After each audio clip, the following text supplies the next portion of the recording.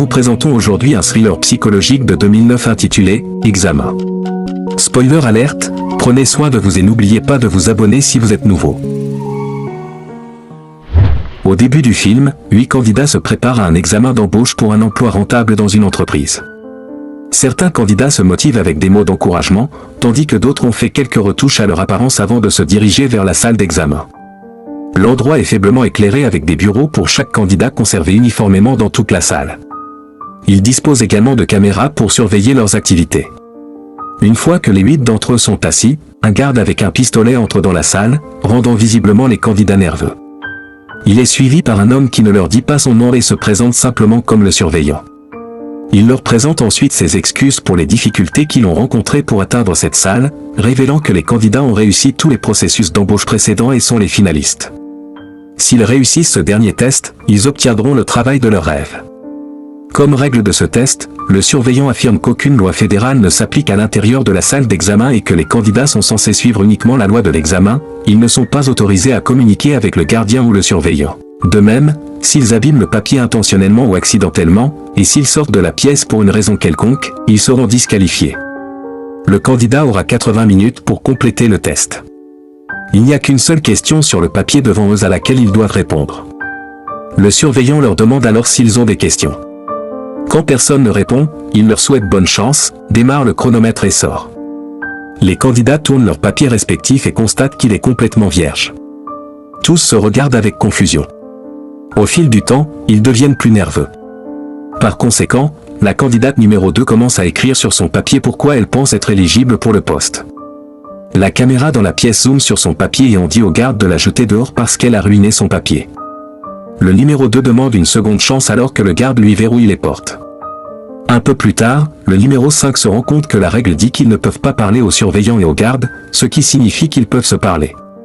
Il dit la même chose aux autres, leur faisant croire qu'ils devront travailler ensemble pour trouver quelle est la question avant de pouvoir y répondre. Le groupe discute de plusieurs façons de réussir le test, mais toutes sont tout aussi confuses. C'est comme de vrais examens.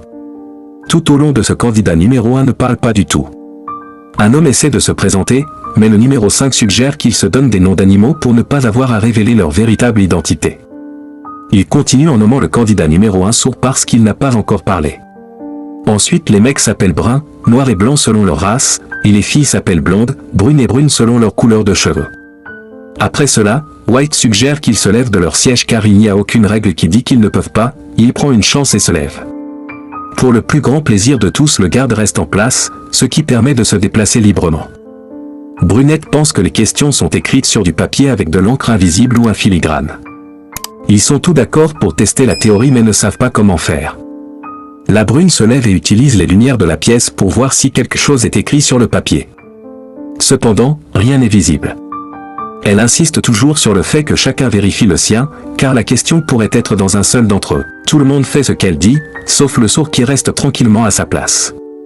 Blanc prend son papier et le vérifie à la lumière. Lorsqu'ils n'obtiennent aucun résultat, le noir suggère que les écritures peuvent être visibles dans les rayons UV ou les rayons X. Le groupe commence alors à chercher un standard pour voir s'il existe une option pour allumer d'autres types de lumière. Quand ils n'en trouvent pas, ils commencent à chercher eux-mêmes la source de cette lumière. Div ne les aide pas du tout et reste nerveusement à sa place. Blonde trouve des bandes de lumière de secours dans la pièce, mais comme il n'y a pas d'interrupteur, le groupe doit casser toutes les autres ampoules pour créer une urgence et déclencher les lumières. Brown riposte en disant qu'ils ne peuvent pas prendre un tel risque, alors ils votent sur la question et décident finalement d'aller de l'avant avec le plan. Après avoir cassé toutes les ampoules de la pièce, elle devient soudainement bleue à cause de la lumière noire d'urgence. Tout le monde commence à chercher la question dans le journal sauf les sourds. Mais ils sont à nouveau déçus parce qu'ils ne voient pas la question. Brunette demande à tout le monde d'enlever la première couche de la bande lumineuse car ils ne sont pas autorisés. Cela pourrait donner lieu à des rayons UV qui peuvent les aider. Ils utilisent les talons de la femme pour casser les bandes et révéler une autre forme de lumière. Cependant, ils sont à nouveau déçus car ces lumières ne fonctionnent pas non plus. Maintenant, le groupe n'a plus que 60 minutes. Un blanc frustré demande à chacun de penser à des alternatives. Alors qu'ils réfléchissent à des idées, White enregistre qu'ils peuvent faire n'importe quoi avec le papier du numéro 2, puisqu'elle est déjà disqualifiée, alors ils se rassemblent autour de son bureau et essaient de tracer le papier avec un crayon. Aucune question ne se pose toujours. White déchire ensuite son papier en sections afin qu'il puisse les utiliser pour expérimenter différentes méthodes. Ensuite, il fait pipi sur l'un des papiers pour voir s'il est activé par un liquide. Cependant, cela ne fonctionne pas non plus. Les noirs et les blancs entrent dans une vive dispute tout en discutant de ce qu'ils devraient faire ensuite, mais ils s'arrêtent après avoir entendu des cris sourds. Il sanglote silencieusement sur son siège, tandis que les autres le regardent avec amusement. Après cela, l'homme se met à blablater en français. Il leur demande s'ils peuvent voir quelque chose dans le journal et affirme que le journal reflète leur image. Ils ne pensent pas beaucoup à ces bavardages et se remettent à discuter d'idées. Tout le monde se tait quand Brown parle. Il propose sa propre théorie, affirmant qu'ils ne sont pas dans un examen mais dans une sorte d'émission de paris. Les membres du conseil d'administration de l'entreprise ont parié sur qui craquera sous la pression et le seul but de leur présence est pour leur divertissement. Brown a regardé des jeux de calmar. Brunette pense que les membres du conseil d'administration ont probablement mieux à faire de leur temps, mais selon Brown, l'argent est le cadet de leurs soucis, avec la somme d'argent qu'ils ont dans leur vie. Les membres du conseil vivent probablement pour le reste. Pour détourner l'attention d'elle-même, elle s'approche du garde et sort un briquet de sa poche sans lui parler. Puis elle jette un coup d'œil à l'alarme incendie. Le groupe prévoit d'utiliser le briquet pour déclencher l'arroseur, car l'eau peut potentiellement développer l'écriture sur le papier. Pour cela, la brune monte sur une chaise mais n'atteint pas l'alarme incendie. White l'aide en lui donnant un morceau de papier enroulé qu'elle allume et utilise pour déclencher l'alarme. Bientôt, l'eau commence à tomber, mais les papiers restent les mêmes.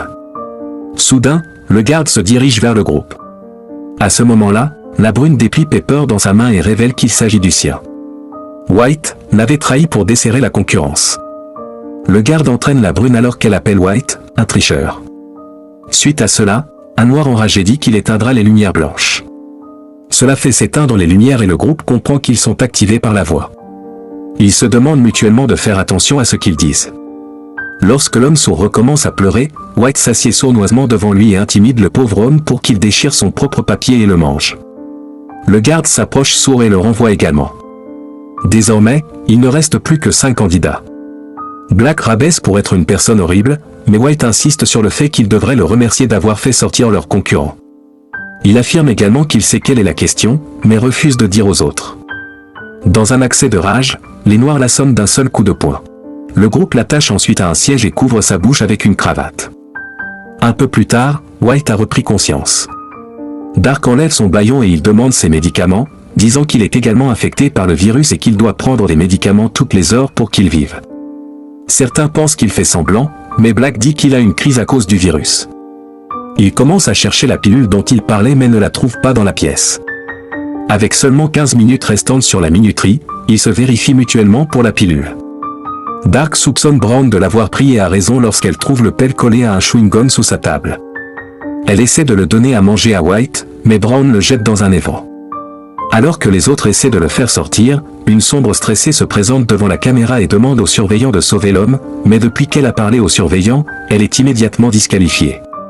Après qu'elle soit partie, Blonde sort l'oreiller avec une épingle à cheveux et sauve la vie de White. Elle le détache également dans le processus. Après avoir récupéré, tout le monde lui demande la réponse qu'il a promise. White révèle que les réponses sont les candidats eux-mêmes. Ils ont cherché des questions tout ce temps, mais White pense qu'il n'y a pas de réponse et que celui qui reste à la fin est la réponse. Les autres le croient, mais avant qu'ils ne puissent agir, White court chercher l'arme du garde.